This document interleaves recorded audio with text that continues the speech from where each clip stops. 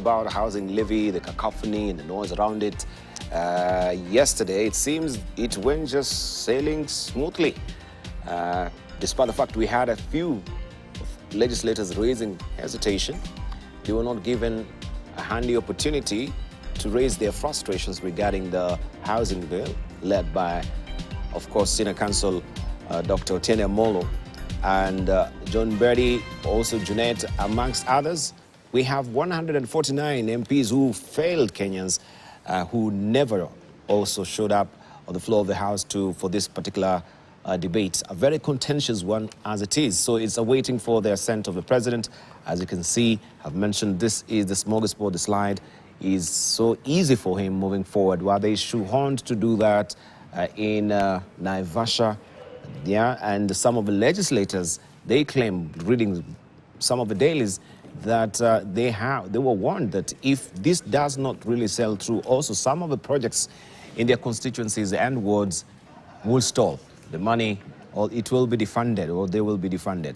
So this is what we're discussing. What is the way forward? We continue apace with paying of this housing levy. Will there be challenges in the courts with some of the legislators raising hesitations around it? What do you think? Let's hear from Jim.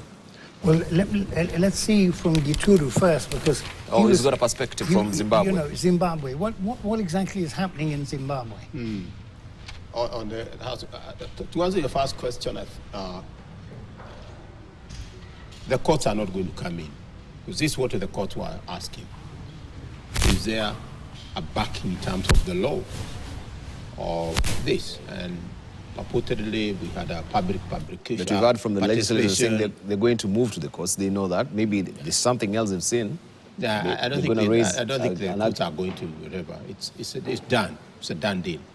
But there's an interesting I shared with the three of you guys how Zimbabwe went into it. And one, they focused on where they didn't need the houses. Who are the needy in the houses? And to them, it was very clear in the rural folks. And I do recall with Shem here, how it's so important if you go to certain parts of this country, the first thing you want to do, and I can tell you for sure that's the first thing I did when I got employed from all those years in university, is to build a house for my parents. And I still remember today what my dad told me. Interesting, because he's a man at the age of your dad. He never said you have done something good. Because you expect, because you expected to. Yes. But when you did something bad, it was in your case. And when they built the house, I moved from this type of house to another one, they say, this house is warmer. That's what that he said. And really, when you're looking at rural folks, what do the parents are looking for? So Zimbabwe focused on the rural folks. But what they did, and this is the point he's raising, they focused on using the local universities in terms of the design. It took about some time. In terms of using the materials, the local materials. And they came with fantastic houses. And it was sold at a reasonable price that they could afford. And this was interesting in terms of the repayments. They were given 15 to 20 years. But they were being paid from the proceeds of their farm produce. So what did they do? There was a focus on productivity of farm produce so they could pay. So the whole economy actually grew in terms of that. And the whole idea was the land was already there.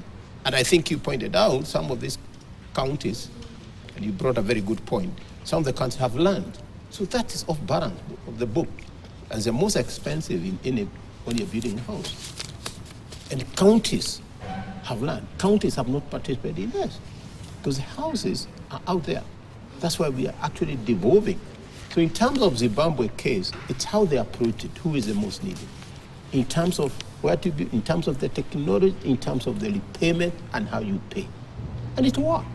Nobody up to today has matched any country who has a rural population like Zimbabwe. I'm saying rural folks because Singapore has the best model, but you know it's more urban. They have no rural folks at all. But the way they went through about it, they even beat these houses we are building for our the world record in a marathon. They are doing it in less than 2 weeks, yeah. So there's technology to do it. But at the bottom line, it can be done. And people would like to have housing. But the way we are going about it is something we need to look at. Right. I think Prof has brought a very important issue here. Rural areas. Because when you think about housing, Revi, are we targeting the urban dwellers or the rural people? Because if you look at all the housing projects, they seem to be targeting certain urban centers. And nobody has time to congratulate the rural folks because their house might be made of mud, might be made of grass, but it's their house. And they're very proud of it. So I think this program needs to tell us, or we need to know whether it is just about urban people or the rural folks, because everybody needs decent housing. All right. I want us just to gravitate this discussion to Singapore, because you've been mentioning Singapore, 5 years plan that they came and picked it from us, and then they went and implemented. For us, it's all about implementation. Implementation. We have very good policies, but we don't implement. How is even Singapore thinking about the future of the labor market? I found it very interesting. Someone shared a clip with me, a professor, and this is how it goes when they were actually having their session in Parliament. Just take a listen. I will give all Singaporeans aged 40 and above a top-up in skills future credit of $4,000. All Singaporeans aged 40 and above will get the top-up in May this year. For those who are younger, you do not have to worry. Your turn will come. You will get the top-up when you turn 40. We have deliberately allowed the existing basic tier of $500 in skills future credit to be used for a wide range of courses. And this was to instill a habit of lifelong learning. The new credit, this $4,000 credit, will be more targeted in scope. We will confine its usage to selected training programs with better employability outcomes. This includes part-time and full-time diploma, post-diploma, undergraduate programs, as well as courses for the progressive wage model sectors. And that's because we want participants taking up these programs to be assured of better employment outcomes after they have completed their training. Second, to provide more reskilling options, I will provide subsidies to all Singaporeans aged 40 and above to pursue another full-time diploma at our polytechnics, ITE and arts institutions from academic year 2025 onwards. Third, I will provide a monthly training allowance to Singaporeans aged 40 and above who enroll in selected full-time courses. This training allowance will be equivalent to 50% of one's average income over the last available 12-month period, and will be capped at $3,000 per month. Every individual can receive up to 24 months of such a training allowance throughout their lifetime. Right, talk about targeted reskilling program, and especially moving forward and empowering, your citizenry and picking on certain cadre of the sector of a society. We're telling the young people they should also wait, their time is coming. I mean, they have to be a reason why they're really targeting that particular bracket. But the question will be again, in comparison to us, where we have the Hustler Fund, and we do not have a targeted way of how that money is going to maybe reskill or maybe also empower the youth that we are targeting at the end of the day. Because here they're talking about the future and the labor markets and how they are particularly intent on a certain courses and a certain, of course, crafts that they want to be snugly fitting with the future needs of the labor market. We have here, and you are scholars, that we have universities, but we're churning out mass production. And then we have mass production of graduates. We have the labor market decrying the fact that they have to reskill these graduates because they cannot match up with what is in the labor market. Let's just begin with you. When it comes to planning, don't you think that is razor sharp, quite precise? Well, I think, as Gituru was mentioning, Singapore is in some way not a very good example for us because it's an urban society. What you have in Singapore, because, at one stage, Lee Kuan Yew was really pushing this whole thing of birth control, and you actually now have a shortage of Singaporeans, and it's an economy which is very, very much focused on finance, and, so you need a lot of highly skilled people in Singapore. And I'm not saying that we don't need those people here in Kenya, but I'll come to that in a moment. So I think, first of all, a lot of people talk about, I'm now doing a master's degree, and well, I really want to become a more knowledgeable person. I think very often, the reason why we do postgraduate degrees, and even our first degree in Kenya, is because it is a requirement in order to get a job. And I know that, for example, if you are in government, what will happen is that the moment you get your master's, you get a higher salary, and the moment you get your PhD, you're going to get a higher salary. And I remember I was talking to a person in one of the ministries, and he said, when people go and do these postgraduate degrees, their work productivity, what Gituru was talking about a moment ago, goes to a very, very low level. Why? Because people are now concentrating on their part-time study, but in fact, that part-time study becomes full-time.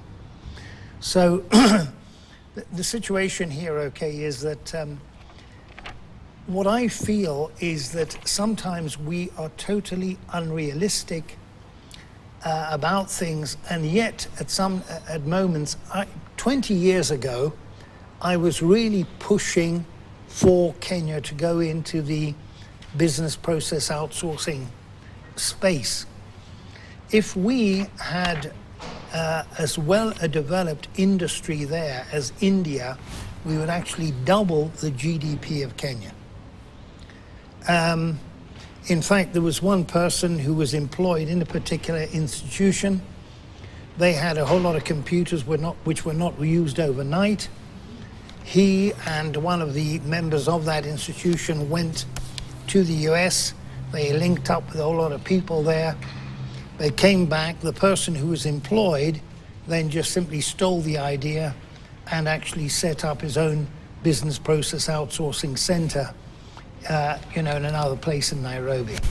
So we go back to this problem of honesty, you see. But anyway, the business process outsourcing industry just went by.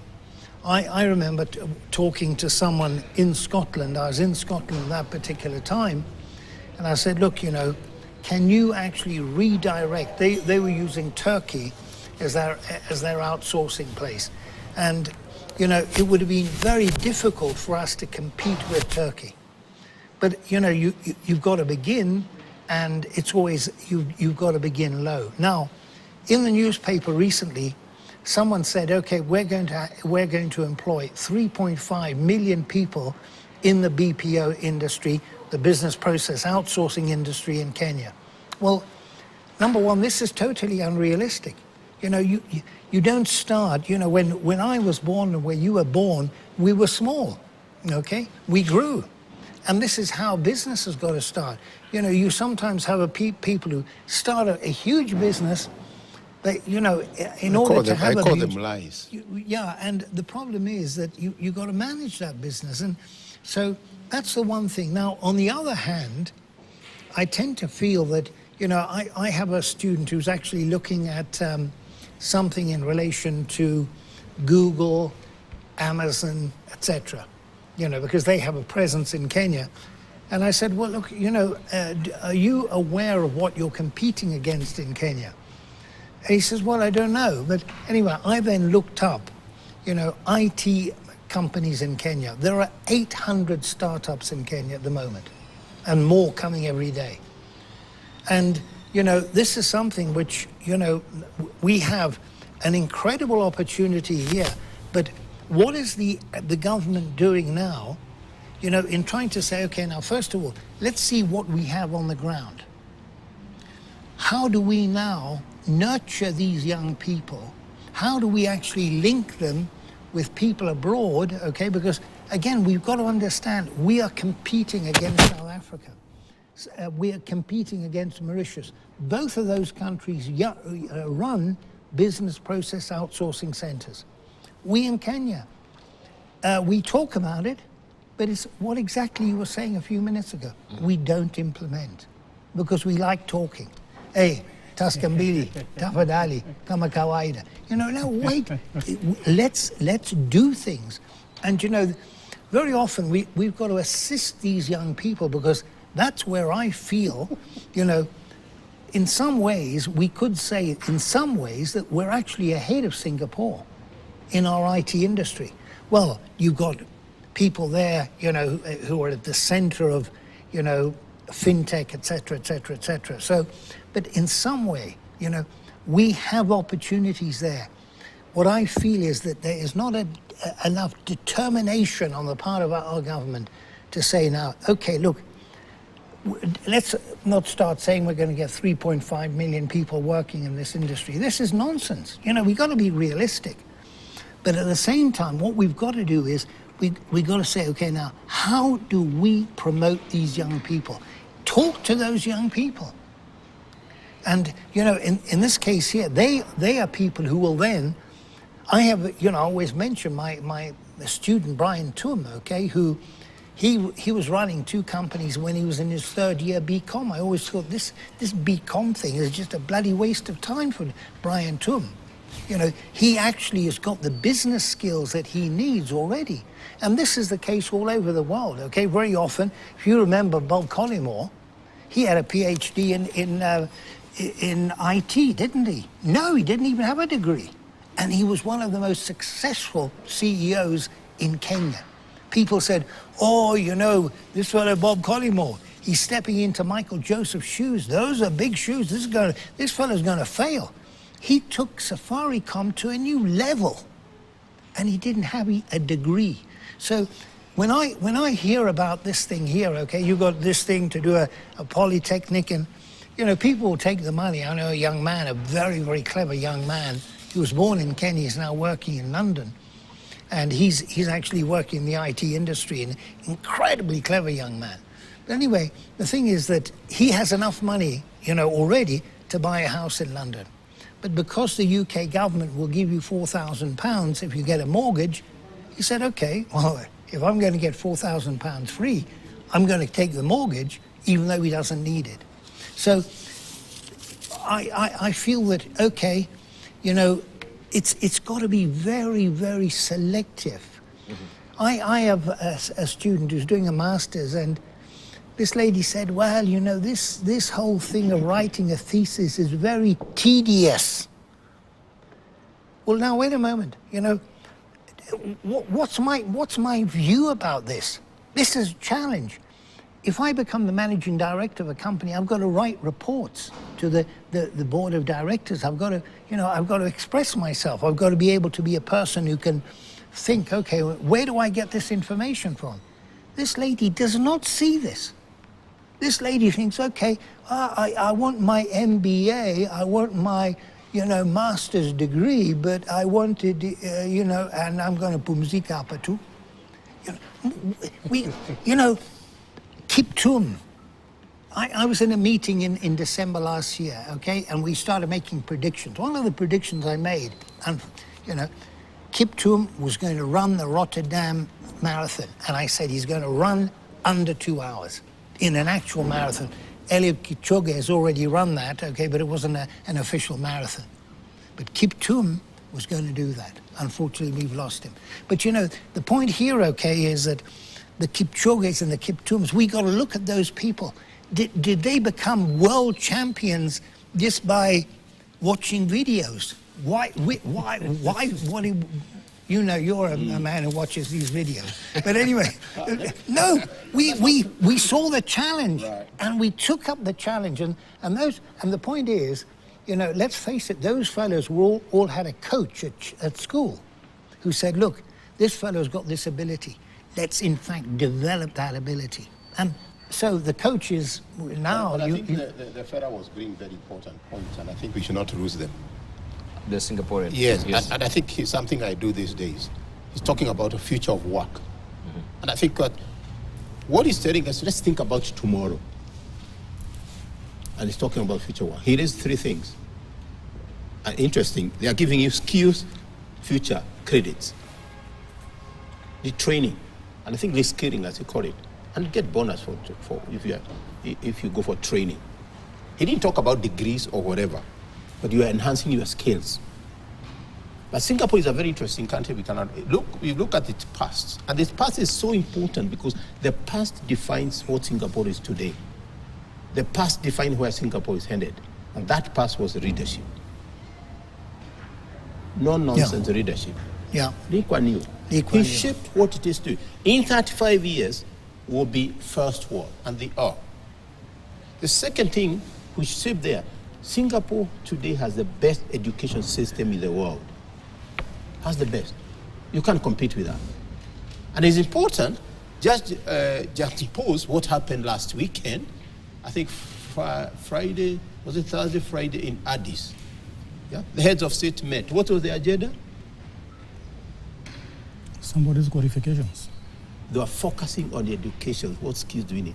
What do we hear? What did they come up with? 0. We are busy looking who becomes whoever has no qualifications. But they had a very interesting agenda. The agenda was, we need to focus on education in Africa. We need to focus the skills we have. So when is this gentleman is talking about, he's focusing on the future of Singapore. And therefore, our past, defined by their leadership, they are present, they implemented what they believed in. That's why they have affordable housing. That's why they are. The ship takes like 2 minutes to turn around. The future is what this fella is talking about. Right. And someone will wonder as well, because I think they're very targeted on the 40 and above. That's what it's going me to. People would wonder, when you're talking about the future and the 40 and above, but the reskilling of it still is a major component of the economy of Singapore.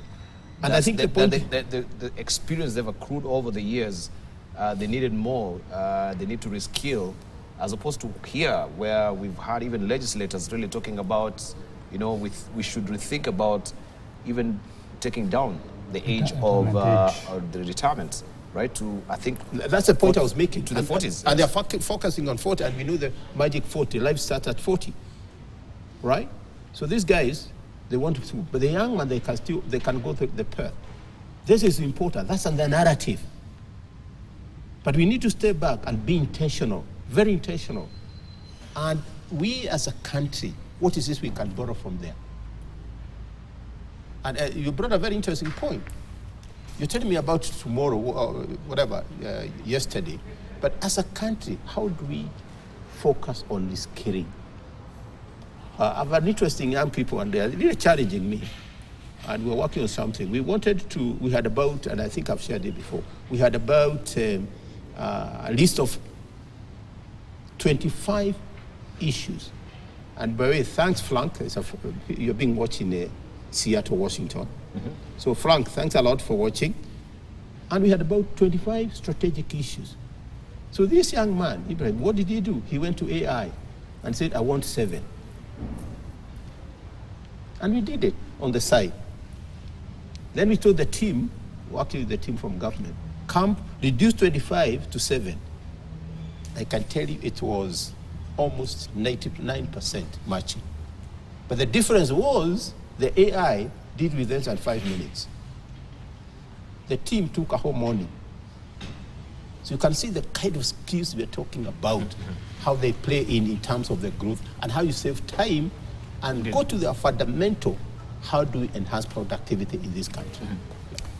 Can I add my 50 cents very quickly? I think what we are seeing in Singapore is nothing but innovation.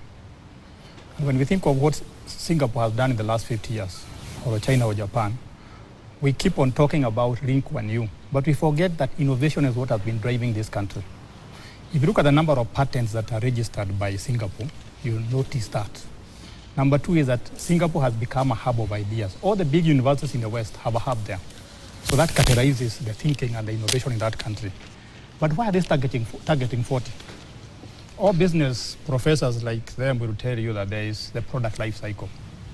So growth, plateau. You plateau at 40. But what Singapore has decided is, instead of you going down, we extend your life cycle by giving you skills. And that's what makes it very unique. But here, we have a different perspective. Why do we go to school? Singapore is seeing to the future that if these people's life cycle can be extended, productive life cycle, the whole country will benefit. But here we don't do that. We go to school, one, status, the same with the cars. Number two, we want to be paid as much as possible and do as little as possible. That is why everybody, including cabinet secretaries and so on, is going back to school. Not because we want to be productive, but we want status. But the other thing that Singapore focuses, which really excites me, is lifelong learning.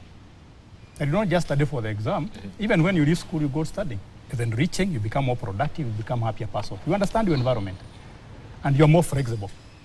And maybe this is where we should probably be putting some of the hustlers fund.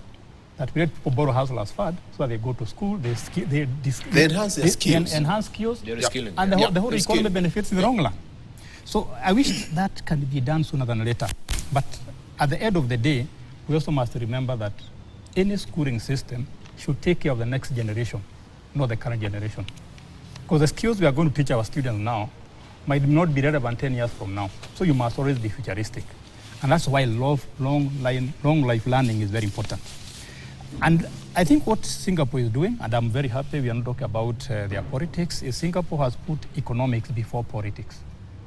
Here we have too much politics. Everything you bring is politics. For example, why should somebody get the same money to go to school? He is going to do political science. Another one is going to do engineering, and they are given equal priority.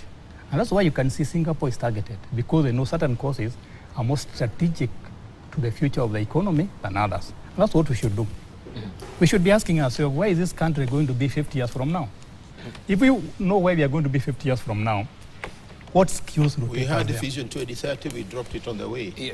Very clear. Okay. Could there be also a reason, because we've seen here, the government also has been recalling some of the retirees, because there's a dearth of experience that is wanting between the young Turks and the retirees. So they've gone over the years with some honed skills that they've not really passed down through the generation. Could that be the gap, that now they're seeing, okay, as you say, you reach 40, you start to plateau, but you have so much experience, we don't want to lose that. We need to reskill you so that we can at least try and jumpstart you again, but not lose your experience. That, yes, we'll give the young people time. They have enough years now to catch up, but there will be such a gap that, it has to be filled, so that there will be a smooth transition when you exit with retirement. Could that be also one of the reasons? Well, you see, because we've seen, as I mentioned, that the government is trying to recall some of the retirees as well to come and fill these gaps that are there here in this country. Well, you see, I think, the problem that you're actually highlighting is a very, very complex one. There's no simple solution to this, because, we have the CBC.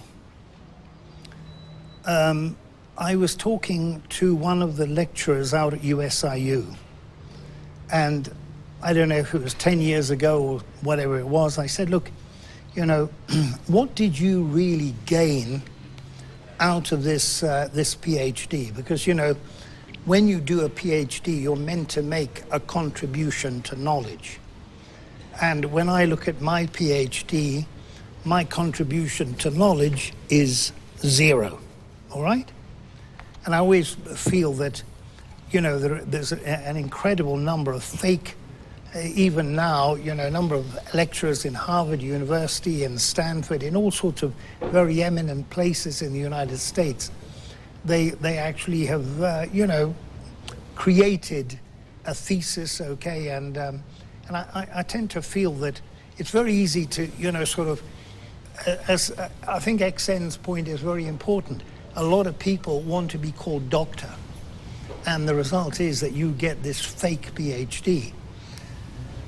But you see, one of the things is that this man who's now out at USIU, I said, well, what did you get out of your PhD? He said, well, look, you know, you give me any problem whatsoever and I will be able to crack it. Now, one of the reasons why the CBC is not working is that we don't have adequately trained teachers. Now, all the knowledge is there, though. You know, a young lady, one of my past students, she's now lecturing in Rwanda, she said, look, give me all of your notes on this. I said, look, it's going to take me too much time to get all of this material to you. But look, just go to YouTube and you will be able to find all sorts of courses on the topics that you're teaching. So there's you know, I'm learning every day. I'm watching stuff on YouTube, and there was a man who works in an insurance company here. He had problems with his computer. A young man came and helped him, and you know, and he sorted out the problem. He said, look, you know, you're not in IT. How did you learn all of this? I learned it on YouTube. So the possibilities are there, okay? So all the time we're talking about going to a polytechnic, going to this, doing a diploma, doing a postgraduate degree, etc., etc., etc. But, you know, there is so much material available. I've downloaded a whole program on Python because I realized, look, if I'm an accountant and I don't know, the internal auditor in Safaricom has told his the people below him, learn Python. So that's something that I too have got to learn. I've got to be able to talk about that in class when I'm talking to students. How many of our lecturers are going to do that? So we got to change. You know, the point. The fellow who was talking there is a Chinese person, and I always feel that hell, if China had colonized Africa instead of these Europeans, my God, we would have a different race in Africa, because the Chinese are people who do things, and we've got to learn from them. You know, if Kipchoge can run in a particular way, if I want to run better, what do? I go to them. And so in this case here, we've got to be ready to learn. We've got to understand the Chinese implement. This is why, when all is said and done, the #1 economy in the world today is what? Is it the US? To my mind, it's China. They've got more electric trains. They've got, you know, all the Western world is saying, oh, you know, China's collapsing and collapsing. Talk to someone who's been in China recently. I've been. You know, are they doing better than they were? You know, this is the hypocrisy of the Western world is something which is just astronomical. Right. Can I add something? You know, it's right. On page 3 of the Daily Nation, actually, of their business day. He's actually explaining what he has just said. And I like this gentleman. He's called Waweru, John Waweru. Fantastic graphical. If you look at China and the work they have done in this country, they owe us less than IMF and Europe. Yeah? They owe us less. Yeah. But if you look the work, if you actually stepped out and asked, I go back to what you were saying, you made a very fundamental point this morning. If you ask a Kenyan, I'm not talking about, you go to the rural areas, Kamahoha, whatever, you ask them, what do you know about the Chinese? They have helped in the roads.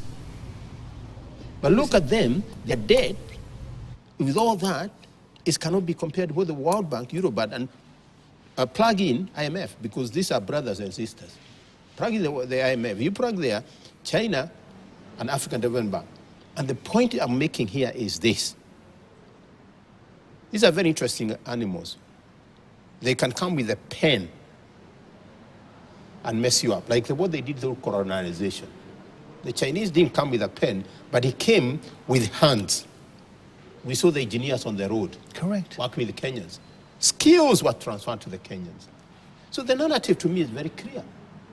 If this guy just is in the fourth in terms of debt you, and they can see what they've done, why are we bothered with these other fellas who sit in boardrooms? Correct. Yes, so the sentiment has been, I'll rather be paying my taxes to repay the debt for an expressway that I'm traveling Exactly. on, or That's the point. I think a superhighway, Got it. then where I don't see this money, but where is the all- tangible evidence for the things that, Something yeah? here before it escaped my attention. I think what Singapore is trying to do, and it's unfortunate we should be discussing this here. Singapore. Let me just hang on. I think I have issues with the mic. Let me sort it out, then we'll come back to you. Okay. Right?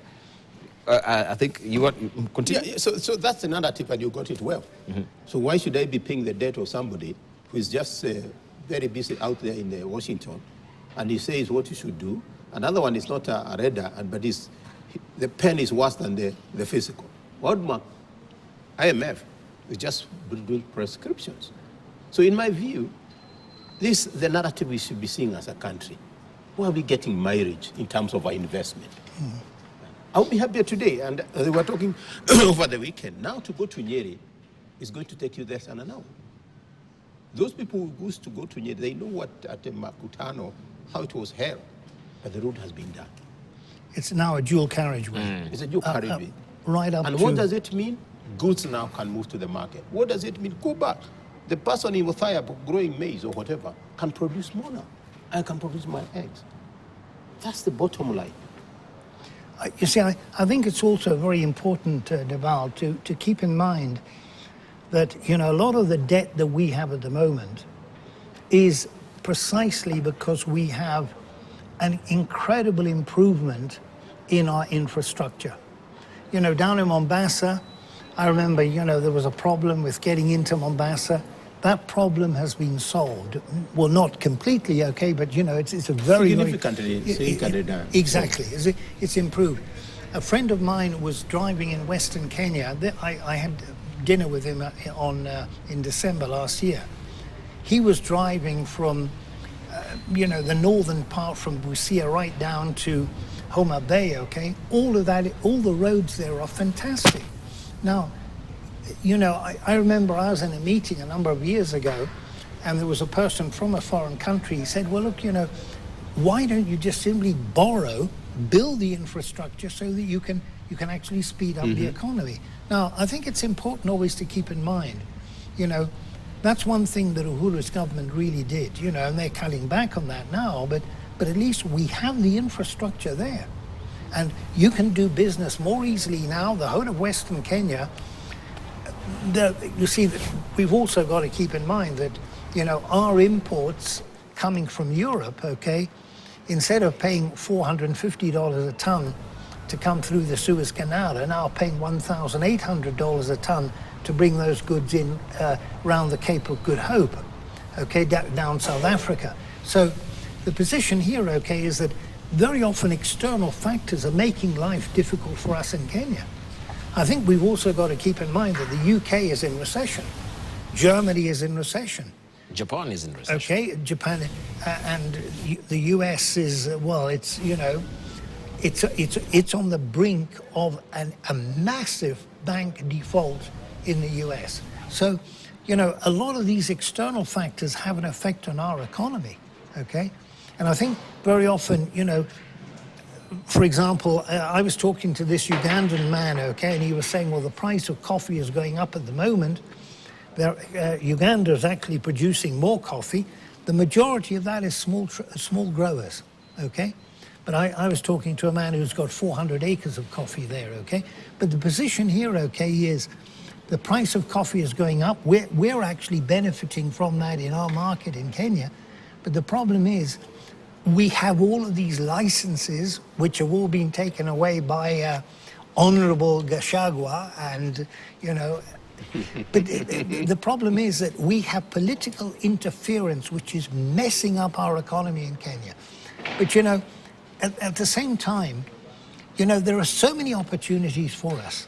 And, I have students, 2 weeks ago, I was with a lady called Francisca Sarem. Now, Francisca Sarem is not from the United States of America. She is from Kenya. She was voted the best employee in the United States in KPMG in the year 2006. She's now joined the military-industrial complex in the US because that's where the money is, okay?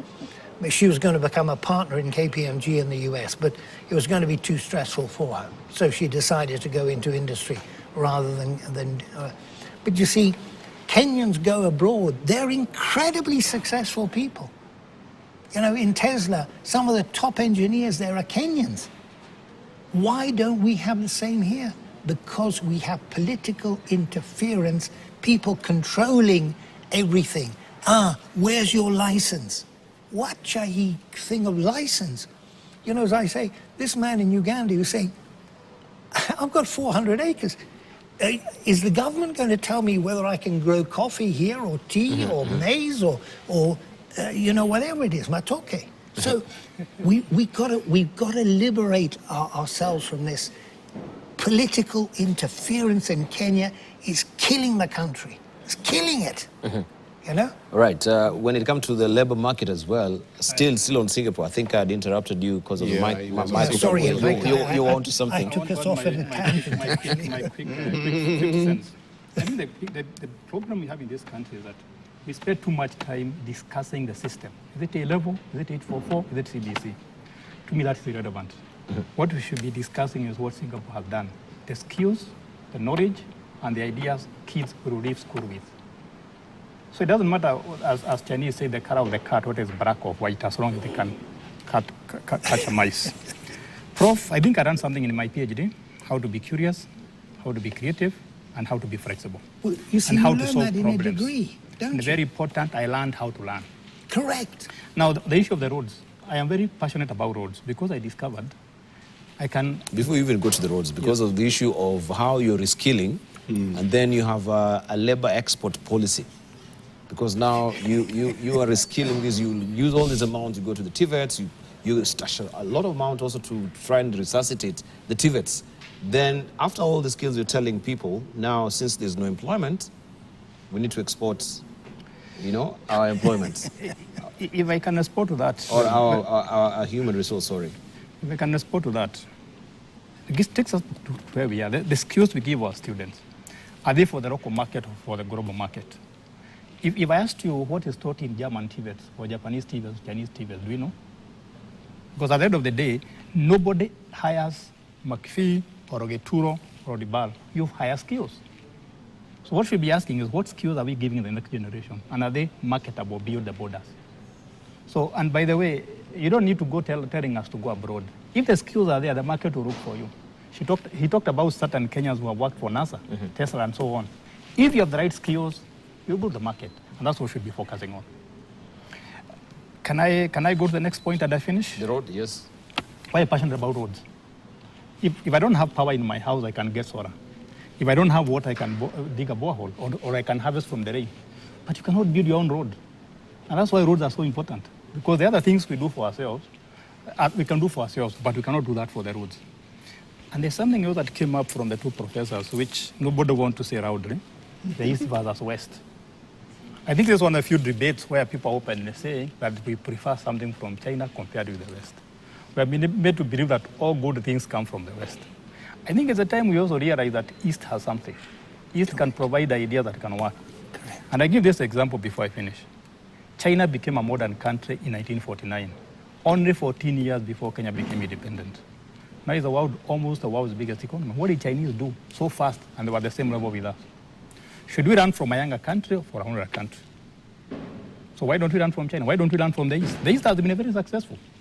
And we are not going to do that if there's so much control for everything in this country. But one reason why the country did so well after Kibaki came to power is the freedom he's talking about. People are free. Kibaki even told us, ongeeni. When people are free, they become innovative. They come up with new ideas. They come up with new businesses. They expand the economy. The economy grows. We become rich and happy. Right, they have vision. Yep. We have Vision 2030, and Geturo was also the Director General there. And I still have it here. But China has a vision for the next 100 years. Yes. And the beautiful thing is they implement these things, right? So they see far. They see far.